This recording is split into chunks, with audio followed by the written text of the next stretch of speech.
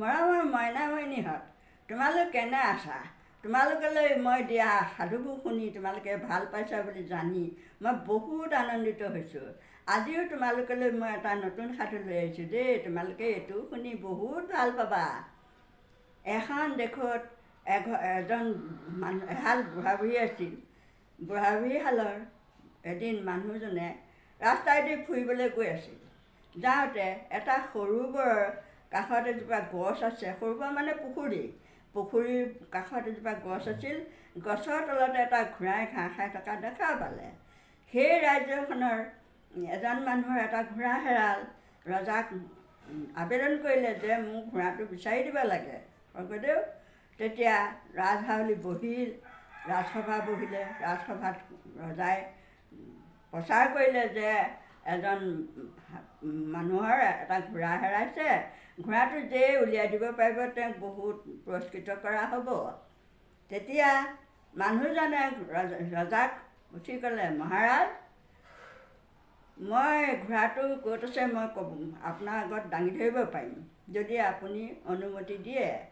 মানুহজনে ৰাস্তাইদি যাওঁতে পুখুৰী পাৰত ঘোঁৰাটোৱে ঘাঁহ খাই থকা দেখি গৈছিলে। সেইকাৰণে ক'লে, মহাৰাজ, ঘোঁৰাটো এটা পুখুৰী পাৰত এজোপা গছৰ তলত ঘাঁহ খাই আছে। যদি আপোনালোকে মানুহ পঠাই দিয়ে নিশ্চয় দেখা পাবগৈ। সেইভাবে বুলি কোৱাৰ লগে লগে ৰজাই মানুহ পঠিয়াই দিলে। পঠিয়াই দি দেখিছে ঘোঁৰাটো সঁচাকৈ ঘাঁহ খাই আছে। তেতিয়া ঘোঁৰাটো লৈ অহা হ'ল।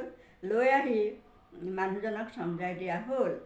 সেই কথাষাৰ তেওঁ সত্য প্ৰমাণ হোৱাৰ কাৰণে তেওঁ মানুহগৰাকী বৰ চতুৰ আছিলে। তিৰোতাগৰাকী, তেওঁৰ পত্নীগৰাকী, তেওঁ উলিয়াই ফুৰিলে আমাৰ মানুহজন সঁচাকৈ বৰ সাধক। তেওঁ সকলো কাম মানে উলিয়াই দিব পাৰে।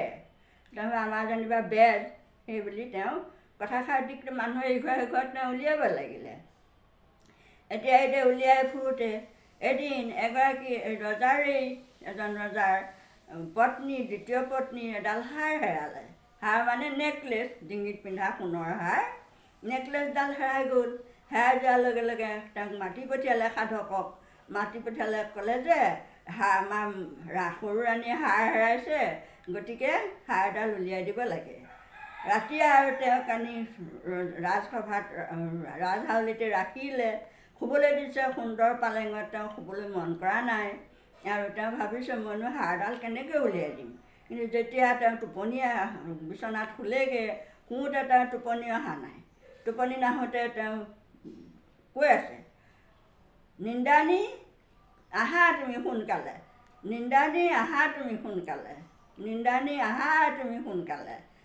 কালিলৈ মই ৰজাক তাৰ উত্তৰ দিব লাগিব নহয়। ৰাণীৰ নাম আছিল নিন্দানী, বুজি পাইছানে? তেতিয়া নিন্দানীয়ে ভাবিলে মোকেই মাতিছে আৰু। মানুহজনৰ বেজটোৰ ওচৰলৈ আহিল। বেজক ক'লে, কিয় মাতিছিলে আপুনি মোক? তেতিয়া বেজজনে ভাবিলে এই মানুহগৰাকীৰ নাম হ'ব পাৰে নিন্দানী নেকি? মই নিন্দানীকহে মাতিছিলোঁ। নিন্দানী মানে টোপনিক মাতিছিলে, নাম দিছিলে। তেতিয়া তাই ভয়তে বেজজনক ক'লে, বোলে হাৰডাল ময়ে নিয়াটো সঁচা। মই হাৰডালনো ক'ত থোৱা হৈছে? হাৰডাল নি বোলে পিছফালে গোবৰ দমত লুকুৱাই থোৱা আছে। মোৰ নাম আপুনি নক'ব আকৌ দেই, মই আপোনাক কথাষাৰ ক'লোঁ। ঠিক আছে, আপুনি যাওক। ৰাতিটো আৰু যেনে তেনে বেজজনে কটালে। পুৱা হ'ল, ৰাজসভা বহিল। ৰাজসভাত আকৌ এতিয়া বিচাৰটো হ'ব লাগে নহয়। তেতিয়া ৰজাক ক'লে, মহাৰাজ, আপুনি মোক মাতি আনিছে আপোনাৰ হাৰ উলিয়াবৰ কাৰণে। মই আপোনাক সঠিক উত্তৰ দিব পাৰিম। হাৰডাল আছে এই য'ত গোবৰ পেলাইছে, সেই গোবৰৰ তলতে হাৰডাল সোমাই আছে। গতিকে আপুনি যদি পহৰাদাৰীক পঠাই দিয়ে হাৰডাল ওলাব। সেইভাগে বুলি কৈ কোকলত ৰজাই পহৰাদাৰীক পঠাই দিলে। তেতিয়া চাইছেগৈ গোবৰখিনি খান্দি দিছে, হাৰডাল তাতে ওলালে। যেতিয়া হাৰডাল সঁচাকৈ ওলাই পৰিল, মানুহজনক বহুত ধন সোণ, তেওঁ নিন্দানীৰ কথা নক'লে আৰু ৰাণীৰ কথা তেওঁ নুলিয়ালে। বহুত ধন সোণ টকা পইচা দি তেওঁক পুৰস্কৃত কৰি ঘৰলৈ পঠাই দিলে। মইনামণিহঁত, চোৱাচোন, তোমালোকলৈ মই এই সাধুটো দিছোঁ। সাধুটো শুনি তোমালোকে নিশ্চয় ভাল পাইছা।